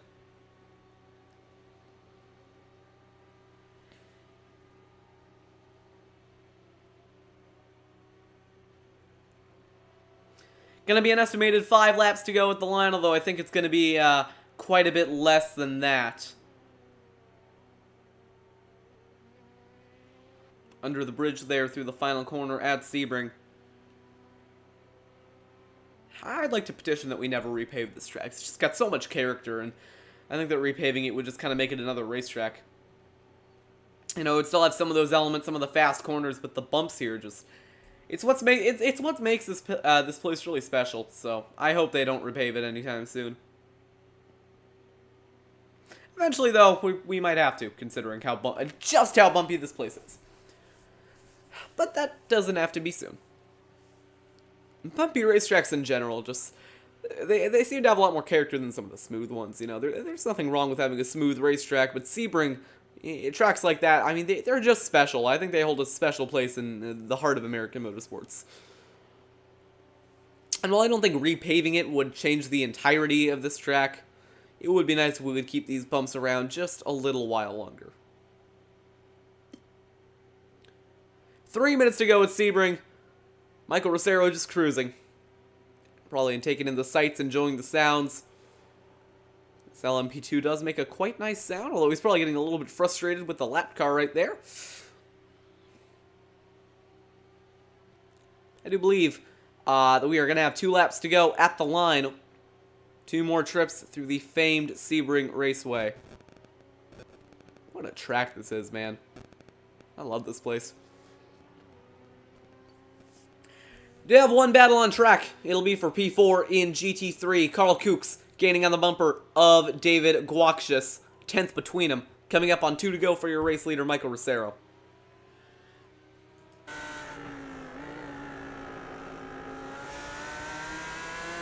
Great exit for Kooks. He's going to go down the inside.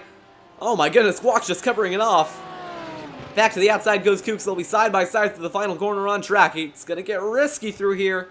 It's going to be sketchy. Guaxius holds on to the inside. It's going to go way out wide, though. Pave the way for Kooks to go right down the inside, up into 4th. Second in class goes Carl Kooks. And race leader Michael Rosero might have started his last lap if he chooses to slow down to make this his last lap. But if not, it'll be his second to last trip around the Sebring Raceway.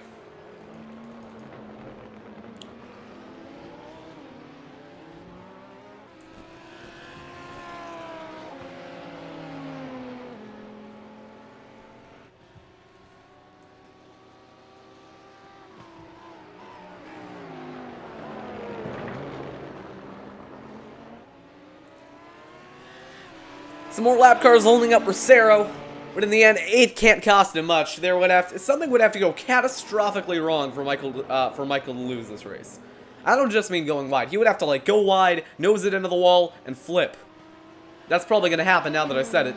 But let's all hope it doesn't, and we can just get to the end of this race without too much drama. We'll see if Rosero decides to slow it down on the last lap here, make this the last time he needs to navigate this racetrack and bring home the win. Or if he just wants to do one more lap, keep it out front, and try and bring it home to the full distance. 30 seconds remaining at Sebring. If Rosero chooses, this will be the last lap. If not, we'll take it one more time around one of the most famous racetracks in the United States. White flag, one more lap to go. Michael Rosero going to take the white. Battle on track. James Wallace and Travis Haynes. Actually, no, never mind. That's James Wallace and Sean Foltz. That's going to be for 4th in class. Not really going to make a difference to the overall picture of this race. Nobody has been able to stop Rosero.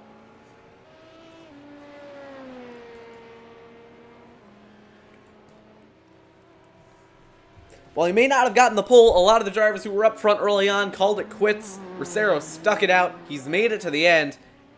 And in the end, Michael Rosero is going to come away with the win. And Michael Davies has pitted on the last lap. Michael? Michael, the race isn't over, buddy. Well, I think Michael Davies just pitted a lap early, handing the race win in GT3 to Carl Kooks, which is definitely something I haven't seen before. But the white flag's in the air one more time around Sebring. Michael Rosero has been perfect for the last half of this race. Little mistakes. He is going to bring it home a race winner.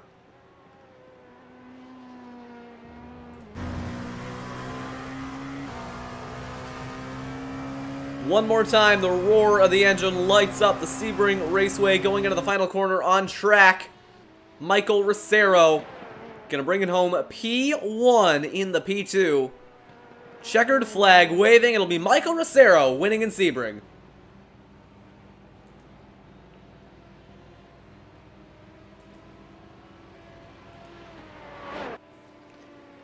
Second, and for the second class, Carl Kooks takes advantage of a major mistake out of Michael Davies, pitting on the last lap. I'm guessing he thought it was the end of the race. We've seen that one a few times before. Haven't seen it on iRacing just yet. But Carl Kooks, given that he brings it home in one piece, is going to win the GT3 class.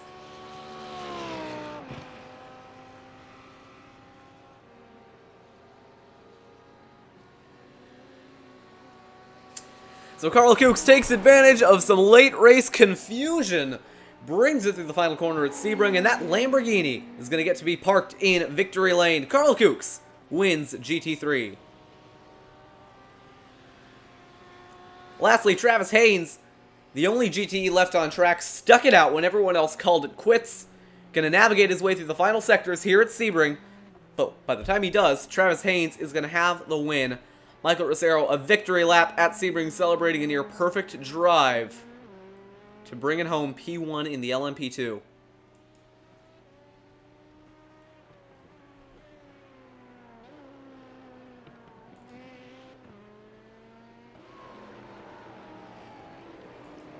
We are now going to go ahead and move trackside for your post-race interviews, and we'll start with Michael Rosero, your race winner over Arron Brown. We're in the broadcast booth now. Let's go ahead and bring Michael Rosero up into the booth. Michael, it's Jonathan Oates up in the TMG broadcast booth. You got us? Hey, yes, I got you guys. What's going on? Well, man, you drove a perfect race there for the last half. I mean, I don't know what it was the strategy or what, but you ended up getting the lead from Arron Brown, never looked back and led the rest of it. How was it leading that whole thing? Oh my god, first, hang on, I'm like so tired right now. But, yeah, I wasn't expecting to get up here and just take the win from Arron. I didn't know he was going to choke that many times, but it's whatever. And I wasn't even like expecting to like get the win. And yeah, I was just trying to push harder so I can get more laps. That's why you probably like saw me like making more mistakes sometimes, every now and then. But yeah, we had a very good fast LMP2 car, so and yeah, we were able to finish on top. Yeah, I mean, I saw they were on the middle part of the race when I think it was Brown came into the pits, and when you both cycled through, you were like maybe a second behind him when you had a 30-second deficit. I mean, what happened there? Did you not take tires, or did Brown just mess up? I'm guessing he messed up because I didn't take tires that pit stop. I took tires next stop, but not like I only took fuel. That might have been it, but either way, I mean, a huge congratulations to your win. Anyone you would like to thank for the result?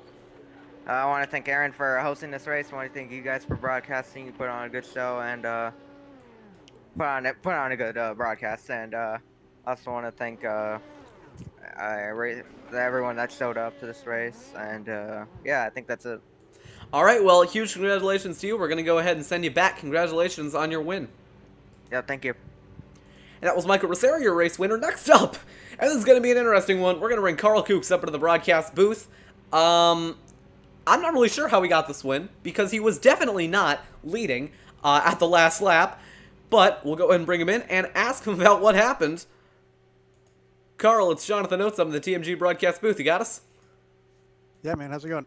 It's going pretty well. Some interesting circumstances there on the last few laps because it looks like you were about third fighting for second, and all of a sudden the race leader comes into the pit lane. What were you thinking in that moment?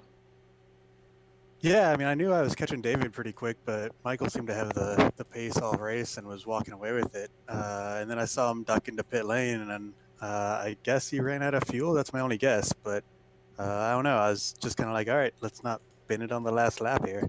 I mean, either way, you were able to take advantage of some late race confusion, drama. I'm not really sure what, but you were able to come away with the win. Anyone you would like to thank for the result? Yeah, I mean, my wife, obviously, for letting me spend all the time doing it. And then it was just a great practice race that you guys put on here, and hopefully this can carry over into next weekend. All right, well, we're going to go ahead and send you back, but congratulations on your win, and yeah, we'll see you later. Bye. Thanks, guys. That was Carl Kooks. I kind of didn't know what to ask him because we haven't really been paying attention to him all race. He looks like he was just going to bring it home in third, and then the leader in GT3 pits. So I'm not really sure what happened there, but I guess, hey, a win's a win. Let's go ahead and bring up Travis Haynes, your winner in GTE. Travis, it's Jonathan Oates of the TNG broadcast booth. You got us? Yes. Well, man, it seemed like a pretty calm race for you out there. You were at pretty much throughout the race, you were the only GTE left on track. What was it like just kind of riding around there? Yeah, that's pretty much how it went. Got in some trouble early and just logged some laps. It was a great practice race, and thanks for you guys putting this on.